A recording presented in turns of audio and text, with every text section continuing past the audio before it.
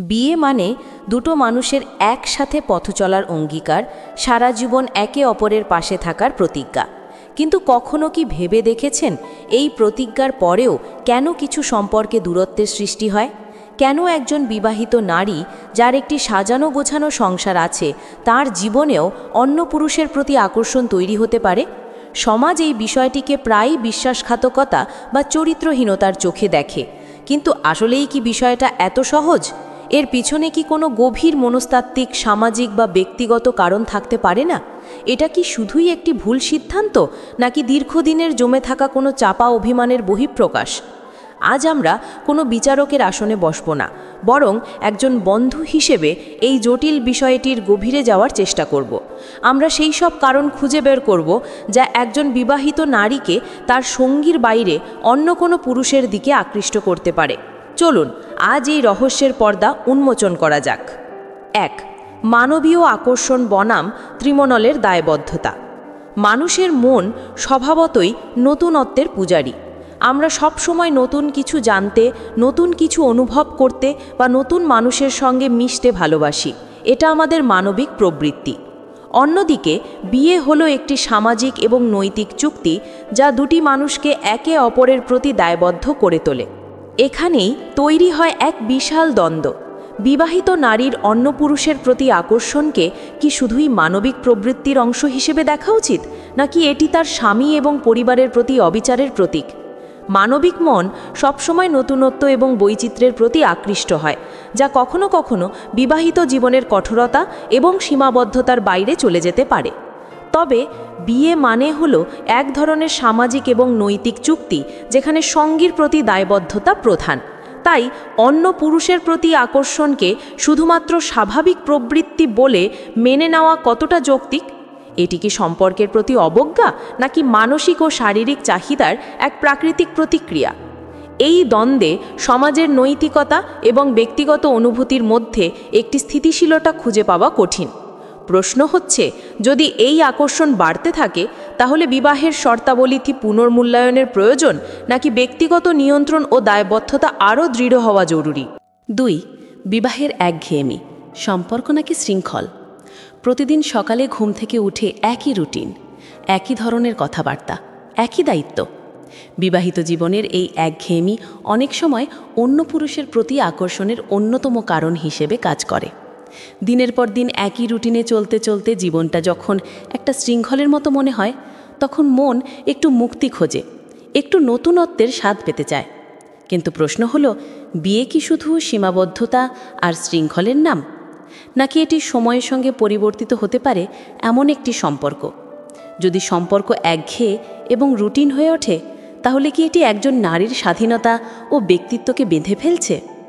অনেকেই মনে করেন দীর্ঘদিনের একঘেয়েমি, মনের দুর্বলতা বা নতুনত্বের অভাব থেকেই অন্য পুরুষের প্রতি আকর্ষণ জন্মায়। তবে কি করে এই আকর্ষণকে কেবল সম্পর্কের ব্যর্থতা বলে টেনে আনা যায়? হয়তো বিবাহ ব্যবস্থা এমন এক কাঠামো যা নারীর প্রাকৃতিক প্রবৃত্তি ও আত্ম উন্নয়নের সুযোগকে চাপা দেয়। তাহলে কি সময়ের সঙ্গে সম্পর্কেও নতুনত্ব, স্বাধীনতার জায়গা থাকা উচিত, নাকি একঘেয়েমির ছায়ায় আমরা বিবাহের মূল অর্থই ভুলে যাচ্ছি? এই প্রশ্নই বিতর্কের মূল উৎস। ৩. আত্মবিশ্বাসের খোঁজ নাকি ফুর্তির খোঁজ? অনেক সময় বিবাহিত নারী যখন নিজের মূল্যায়ন বা প্রশংসার অভাব অনুভব করেন, তখন বাইরের কারো কাছ থেকে মানসিক নিরাপত্তা ও স্বীকৃতি খোঁজেন। যখন স্বামী তার স্ত্রীর ছোট ছোট চেষ্টার প্রশংসা করেন না বা তার গুরুত্ব দেন না, তখন সেই নারী নিজের আত্মবিশ্বাস হারিয়ে ফেলতে শুরু করেন। এই সময় যদি অন্য কোনো পুরুষ তার প্রশংসা করে, তার কথার গুরুত্ব দেয়, তখন স্বাভাবিকভাবেই সেই নারী তার প্রতি আকৃষ্ট হন। অন্য পুরুষের প্রতি আকর্ষণ কি নারীর আত্মবিশ্বাস বৃদ্ধির পথ, নাকি কেবল সাময়িক ফুর্তির খোঁজ? এটি কি জীবনের গভীর সম্পর্কের প্রতি অবহেলা, নাকি মানবীয় চাহিদার প্রাকৃতিক প্রকাশ? আবার কেউ মনে করেন এটা শুধুই একটি নষ্ট ফুর্তি, যা ব্যক্তিগত ও পারিবারিক দায়বদ্ধতার প্রতি অবজ্ঞা। তবে প্রশ্ন হলো, আত্মবিশ্বাসের এই অভাব কি বিবাহিত জীবনের ব্যর্থতার কারণ, নাকি সমাজের চাপের ফসল?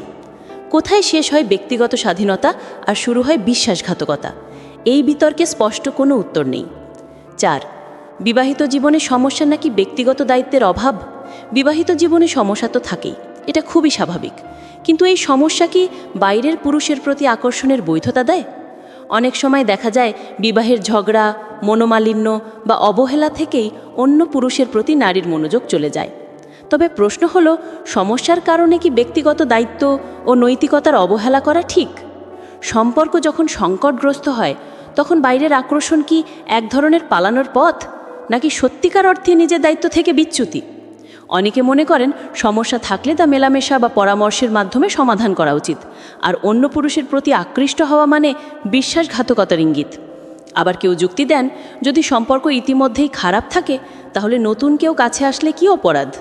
এই দ্বন্দ্বই বিবাহিত নারীদের আকর্ষণের পেছনে একটি বিতর্কিত কারণ হিসেবে উঠে আসে, যেখানে দায়িত্ববোধ আর মানবিক দুর্বলতার সীমানা অস্পষ্ট হয়ে যায়।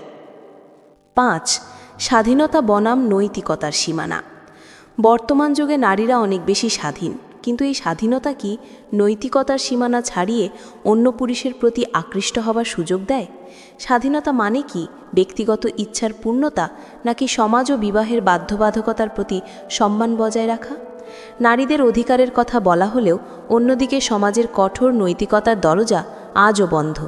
যখন বিবাহিত নারী বাইরের পুরুষের প্রতি আকৃষ্ট হয়, তখন এই আকর্ষণ কি স্বাধীনতার প্রকাশ, নাকি নৈতিকতার পরিসীমা লঙ্ঘন? অনেকেই মনে করেন স্বাধীনতা মানে দায়িত্বহীনতা নয়, যেখানে সামাজিক ও পারিবারিক দায়বদ্ধতার প্রতি সচেতন থাকা জরুরি। আবার কেউ যুক্তি দেন সীমাবদ্ধতা ছাড়া স্বাধীনতা পূর্ণ নয়, তাই নারীর স্বাধীনতাকে নৈতিকতার সঙ্গে সামঞ্জস্য বিধান করতে হবে।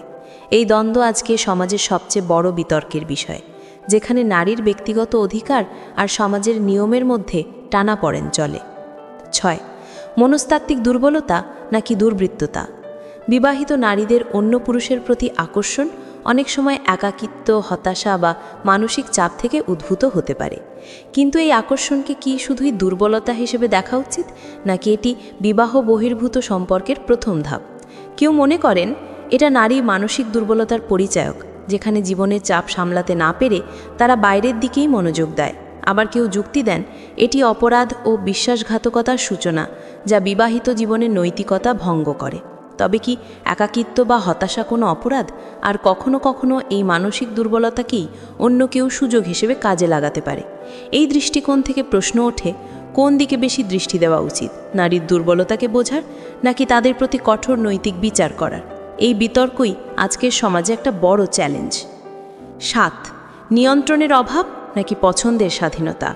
বিবাহিত নারীদের বাইরের পুরুষের প্রতি আকর্ষণকে কি শৃঙ্খলা না মানার লক্ষণ বলে ধরা উচিত, নাকি এটি তাদের পছন্দ ও স্বাধীনতা প্রকাশের অধিকার? অনেক সমাজে বিবাহকে একটি কঠোর শৃঙ্খলা হিসেবে দেখা হয়, যেখানে বাইরের আকর্ষণ মানেই নিয়ন্ত্রণের ব্যর্থতা। তবে প্রশ্ন হলো, সম্পর্কের মধ্যে কি নারীর স্বাধীনতা থাকা উচিত, নাকি তাকে পুরোপুরি নিয়ন্ত্রণে রাখা প্রয়োজন?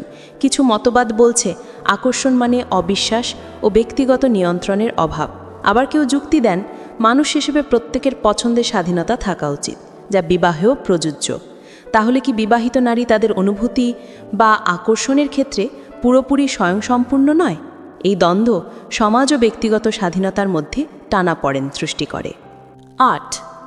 নতুন সম্ভাবনা নাকি বিশ্বাসঘাতকতা।